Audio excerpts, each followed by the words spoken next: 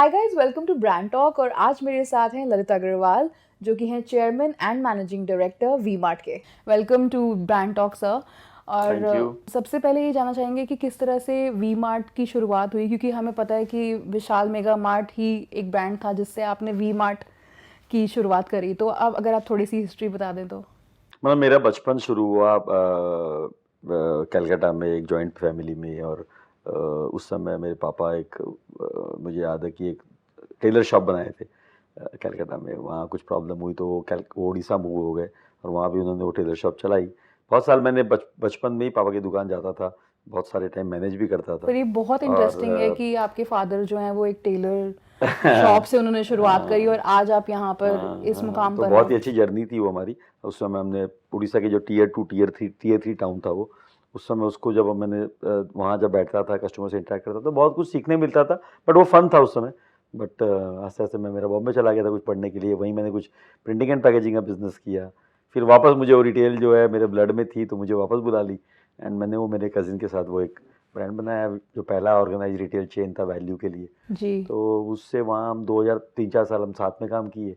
फिर मेरा कुछ डिफरेंसेस थे तो मैं वी मार्ट चालू कर लिया। सो वी मार्ट हमने पहला स्टोर अहमदाबाद से शुरू किया।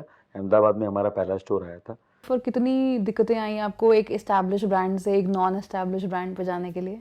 जो मिडिल और लोअर मिडिल इनकम ग्रुप के कस्टमर्स होते हैं, जो छोटे शहरों में रहते हैं, उनके पास बहुत सारे ऑप्शंस नहीं होते हैं अच्छी दुकान में शॉपिंग करने के। तो हम उस समय जब करते थे तो केवल कुछ एक लार्ज ब्रांड स्टोर होते थे जो बहुत महंगे बेचते थे। तो उन लोगों के लिए बाजार ही होता था। बाजार के अंदर जाते थे, मिलता नहीं था, जो मिलता था वो खरीदते थे, जैसे मिलता था वैसे लेते थे। तो वो बहुत बड़ा गैप दिखा मुझे। तो उस गैप को हमने फोकस किया। ब्रांड तो आस्ते आस्ते बना, ब्रांड तो बाद में बनता है। जब कस्टमर को आप अच्छा प्रोडक्ट देते हो, अच्छे से देते हो, कस्टमर का एक्सपीरियंस अच्छा होता है, तो ब्रांड बनता है वो। तो वी मार्ट और विशाल मेगा मार्ट जैसे सेम ही कॉन्सेप्ट पे दोनों खड़े हुए, एक खड़ा हुआ था कि आपने खड़ा किया दूसरा, तो आपको ये नहीं लगा कि एक लोग ये कहीं ना कहीं कहेंगे ये कॉपी है विशाल मेगा मार्ट की? हमने जब अपना शुरुआत करी, इसलिए हमने ऐसी टेरिटरी से करी जहाँ कोई भी वैल्यू रिटेलर था ही नहीं। हाँ। तो कोई भी उस समय जब वैल्यू रिटेलर नहीं होता है तो वैल्यू रिटेल का एक कॉन्सेप्ट में दम होता है। तो उस समय आप जब कॉन्सेप्ट का दम करते हो तो ब्रांड बनने में समय नहीं लगता है। तो वही हुआ, ब्रांड बनने में समय नहीं लगा, फटाफट ब्रांड बन गया। जिस जगह पे भी हमने काम किया वहाँ ब्रांड बन गया। हमने तो यूनिवर्सिटी के एरिया में कमला नगर में स्टोर खोली थी, तो वहाँ भी ब्रांड बन गया था। तो वो अच्छा। यूथ में ब्रांड बन गया। तो ब्रांड तो आपको बनाना पड़ता है, उसके प्रोडक्ट को देते हुए, उनके प्राइसेस में देते हुए और क्वालिटी अच्छी देते हुए। जैसे आपने कहा कि मार्केट भी थी और दम भी था आपको लगा, तो उसमें आप किस तरह से आपने प्ले अप करा? जो भारतवर्ष है उसमें 80% लोग आज भी, 70 से 80% लोग आज भी ऐसे हैं जिनकी इनकम 50,000 से नीचे है। हैं, जिसकी भी इनकम 50,000 से या 30,000 से या 20,000 से नीचे है, 20 से 50,000 के बीच में है, उन लोगों के पास इतने पैसे नहीं है कि बहुत बड़ा ब्रांड वो बार बार खरीद सके या ले सके। तो उनको वैसा प्रोडक्ट चाहिए जो ब्रांड में बिकता है, अच्छा फैशन चाहिए जो इंटरनेशनली फैशन एक्लेम्ड है, उनको अच्छी क्वालिटी भी चाहिए क्योंकि उनके पास ज़्यादा कपड़े वार्डरोब में नहीं होते हैं, उसी कपड़े को ज़्यादा पहनते हैं, ज़्यादा धोते हैं। तो उनको अच्छी क्वालिटी भी चाहिए, अच्छा प्रोडक्ट भी चाहिए, अच्छी डिज़ाइन भी चाहिए और दाम उतना ही देना है क्योंकि पैसे तो है नहीं जेब में ज़्यादा। राइट। तो इसीलिए, और वो बहुत बड़ा मार्केट सेगमेंट था क्योंकि हमारे इंडिया की 100 करोड़ की जनता में इतनी 80 करोड़ की जनता वही पहनती है, उनको वही चाहिए। तो मार्केट तो है ही, अगर आप उसको अच्छे से कर लेते हो और अच्छे से प्रेजेंट कर देते हो, उनको एक अच्छा एनवायरनमेंट दे देते हो, तो वो मार्केट आपका बन जाता है। Right. So that is how we thought that this is a great space and this is still a great space. तो वी मार्ट का इन्वेस्टमेंट साइज 2003 में क्या था वर्सेस अभी कितना बड़ा ब्रांड बन चुका है? वी मार्ट हमने शुरू किया था उस समय तो हमने 1 करोड़ से भी कम पैसे लगाए थे। तो आज तो वी मार्ट की मार्केट कैप ही जो है 3,000 करोड़ से ऊपर की है, 3-4 हज़ार करोड़ की है। तो हम तो आज हमने 250 स्टोर कर लिए हैं, 254 स्टोर हमारे चल रहे हैं। आता है माइंड में कि फिर से स्क्रैच से शुरू करना पड़ा और अभी फिर से आपने बिल्ड कर दिया? वो कहते हैं ना, बिजनेस जो होता है ना वो खून में होता है कि आप एक बार कर सकते हो तो आप दोबारा भी कर सकते हो। नहीं नहीं, ठीक बात है, बिजनेस खुद में भी होता है, लेकिन ज़्यादा किस्मत भी चाहिए होती है और साथ में टीम भी चाहिए होती है, तब जाके बिजनेस बड़ा बन सकता है। Affordable fashion value proposition, is it long term में हिंदुस्तान में ये देखिए, चलने वाला? अफोर्डेबिलिटी और वैल्यू ये दुनिया के हर कोने में चलता है ना? चाहे आप मर्सिडीज भी खरीदते हो तो पूछते हो कितनी देती है ना? तो वैल्यू तो सबको चाहिए, चाहे कितना भी कोई भी लेवल पे कोई भी पहुंच जाए। और वैल्यू हर समय हर लेवल की चीज़ है। आज ज़ारा भी एक वैल्यू प्लेयर है, H&M भी एक वैल्यू प्लेयर है, इंटरनेशनली वैल्यू प्लेयर है, तो उनके भी वो बाकी ब्रांड्स है वो वैल्यू में आते हैं। तो इसीलिए वैल्यू तो हर समय अच्छी चाहिए। ये डिपेंड करता है कि फैशन आप कैसा दे रहे हो। अगर आप फैशन आउटडेटेड दोगे तो वैल्यू भी नहीं चलेगा। It is not cheap, it is value. Value का मतलब होता है अच्छा प्रोडक्ट अच्छे दाम में। एक इनकम कैटेगरी में ही आप प्ले करते हैं अपने ब्रांड को, तो जो कि उसके बियॉन्ड जो कैटेगरी है उसके लिए तो वो चीप ही रहेगा। हो सकता है, हो सकता है। हमारा वो फोकस कस्टमर नहीं है। अगर उसको उसमें वैल्यू दिखती है तो ज़रूर लेगा, अगर उसको नहीं दिखती है तो नहीं लेगा। अब जैसे अब मैंने ये शर्ट पहनी हुई है, ये शर्ट हमारे यहाँ पे 599 में बिकती है।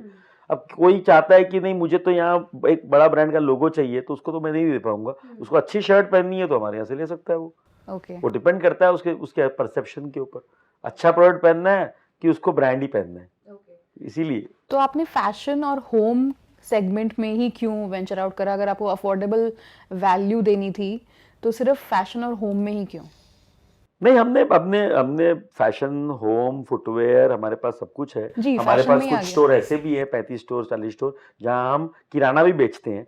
हम पहले बहुत ज़्यादा सारे स्टोर में बेचते थे, बट 2012 से हमने उसको बंद कर दिया, कम कर दिया कि नए स्टोर में हम नहीं डालेंगे, क्योंकि हम बिलीव करते हैं कि जहाँ जो लोग फैशन खरीदने आते हैं, अगर उसकी मम्मी वहीं पे दाल या चावल या आटा खरीद रही है, तो वो नहीं खरीदता है अपनी जीन्स या अपनी टॉप, या तो वो उसके फैशन को, एस्पिरेशन को डाउन कर देती है। तो इसीलिए वो जो लोग फैशन खरीदना चाहते हैं वो अच्छी फैशनेबल जगह से भी खरीदना चाहते हैं। तो परसेप्शन भी एक बहुत बड़ा गेम होता है, और हमारी किराना स्ट्रेंथ नहीं थी, हमें लगा हमारी स्ट्रेंथ फैशन है, तो हम उसी पे फोकस किए और उसी पे अपने फोकस को स्ट्रेंथन करके उसको बेटर कर बड़ा बना दिए। ओके तो आपकी जो ग्रोथ प्लान्स हैं वो टीयर 2, टीयर 3, टीयर 4 सिटीज़ पे फोकस्ड हैं अभी?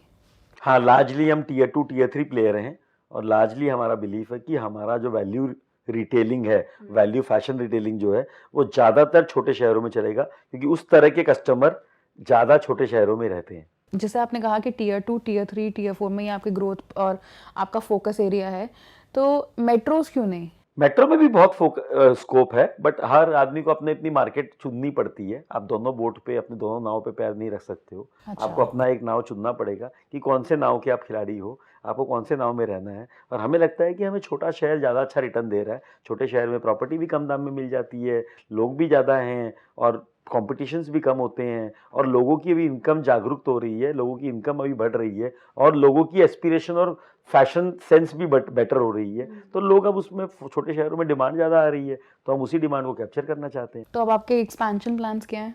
हमारे एक्सपेंशन प्लान कंटिन्यूअसली, हम पिछले साल 44 दुकान खोले थे, अभी तक हमने 42 दुकान इस साल खोल ली है, तो हम इस साल 60 दुकान खोलने का प्लान बना रहे हैं। So तो 2020 हमारे लिए रेगुलरली हम कुछ ना कुछ स्टोर एडिशन करते रहते हैं, 50-60 दुकानों का। ओके तो 2020 में आपका क्या क्या देखने को मिलेगा ब्रांड से? कुछ नया, एनीथिंग न्यू? हमारे हर समय हम कस्टमर को नया प्रोडक्ट, नई रेंज, नया फैशन, नया स्टाइल, नया कलर, नई तरीके से देना चाहते हैं। बाकी हम कुछ नए प्रोडक्ट में या नए कैटेगरी में नहीं जाना चाहते हैं। अच्छा। हम ज़्यादातर उसी कैटेगरी में नए शहरों में जाना चाहेंगे, नए कस्टमर के पास जाना चाहेंगे, नए तरीके से उनको चीज़ देना चाहेंगे, बट हम नया दिखाएंगे, बट हम बार बार नया कुछ नहीं करेंगे। ओके और आपकी एडवर्टाइजिंग किस तरह से, आपके एडवर्टाइजिंग प्लान्स और मार्केटिंग प्लान्स किस तरह से रहते हैं? क्योंकि ये अफोर्डेबल फैशन और होम सेगमेंट है, तो इसमें आप किस तरह से एडवर्टाइजिंग और मार्केटिंग में? हम लोग ज़्यादातर लोकल रीजनल प्लेयर्स हैं, हम लोग ऑल इंडिया नहीं है, हम लोग नॉर्थ में और ईस्ट की तरफ ज़्यादा हैं। तो हमारा जो मार्केटिंग का जो तरीका होता है वो बहुत ज़्यादा मार्केटिंग हमारी कस्टमर करता है, जो कि अपने माउथ पब्लिसिटी बोलते हैं हम। और उसके अलावा हम रीजनल लोकल प्रिंट मीडिया में करते हैं, अगर छोटे शहर में है तो, अगर मध्य प्रदेश, राजस्थान जिस एरिया में, पंजाब एरिया में अगर दैनिक भास्कर बड़ा है तो वहाँ हम एडवर्टाइज करते हैं। तो वो लोकल जो प्रिंट मीडिया जो सबसे बड़ा है उसको हम देते हैं। फिर हम वहाँ के जो बिलबोर्ड एडवर्टाइजिंग होती है उनको करते हैं। कुछ एक हम रेडियो और कुछ एक हम बीटीएल एक्टिविटीज़ बहुत करते हैं, जो बिलो द लाइन स्टोर के नज़दीक होती है। कस्टमर एंगेजमेंट की एक्टिविटीज़ बहुत करते हैं, जिससे कि कस्टमर से कनेक्ट बन जाए। तो हम उस तरह की मार्केटिंग एक्टिविटी करते हैं। ओके और टारगेट एनुअल ग्रोथ रेट आपका कितना अभी इस साल का है? हम लोग एवरेज में 25% की ग्रोथ रेट टारगेट करते हैं। लास्ट 10 साल से हम लोग कैगर बेसिस पे, CAGR बेसिस पे हर साल 25% ग्रो करते आए हैं। ओके तो कभी भी आपका स्लम, जैसे कहते हैं कि मार्केट में अभी स्लो डाउन था, तो उसको इसका इम्पैक्ट नहीं पड़ा आपके? थोड़ा इम्पैक्ट आता है, बट अभी हमारे को अपॉर्चुनिटी ज़्यादा दिखती है। अगर हम इंटरनली अगर अपना काम अच्छा से करें तो उस स्लो डाउन के इम्पैक्ट को हम किल कर सकते हैं और अपनी अच्छी अपॉर्चुनिटी से, अपनी मेहनत से उसको बेटर भी कर सकते हैं. तो it depends more on us rather than the market is what our belief is. Thank you so much mister Agarwal for talking to us. तो ये थे हमारे साथ ललित अग्रवाल, चेयरमैन और मैनेजिंग डायरेक्टर वी मार्ट के. और देखते रहिए आप ब्रांड टॉक ऐसी बहुत सारी अमेजिंग वीडियोस के लिए और जानने के लिए कि क्या है खास ब्रांड्स के बारे में. मैं हूँ प्रीति हून.